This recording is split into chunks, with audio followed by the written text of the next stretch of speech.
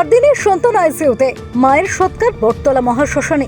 বিয়ের মাত্র 1.5 বছরের মাথায় মর্মান্তিক মৃত্যু স্টাফ নার্স শর্মিষ্ঠা বণিকের।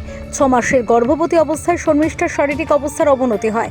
তাকে বাঁচানোর জন্য সময়ের আগে সন্তান প্রসব করানো হয়। তারপর থেকে জিবি হাসপাতালের আইসিইউতে ছিলেন মা এবং শিশুকন্যা।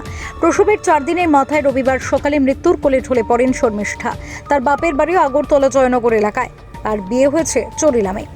শর্মিষ্ঠার সন্তান এখনো সংকটাপন্ন অবস্থাতেই রয়েছেন। স্ত্রীর মৃত্যু, সন্তানের সংকটাপন্ন অবস্থা। দেশে হারা এই মুহূর্তে স্বামী শান্তনু চৌধুরী। তার বাবা কিছুদিন আগেই মারা গিয়েছেন, মাও বিছানায় শয্যাশায়ী। তোমার বৌদির কি হয়েছে? কিছুদিন আগে ওই হঠাৎ করে শ্বাসকষ্ট হইতেছিল।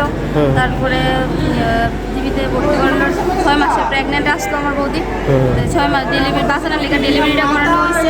ডেলিভারিটা করানোর পরে দাদা কি জানি কিছুদিন আইসিইউতে আসলো। তারপরে আজকে সকালে মারা গেছে। বাচ্চারা তো আইসিইউতে আছে? হ্যাঁ, বাচ্চারা তো আইসিইউতে আছে এখন।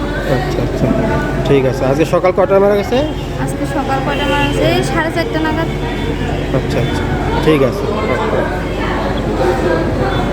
Bureau report, SD news media, Tripura.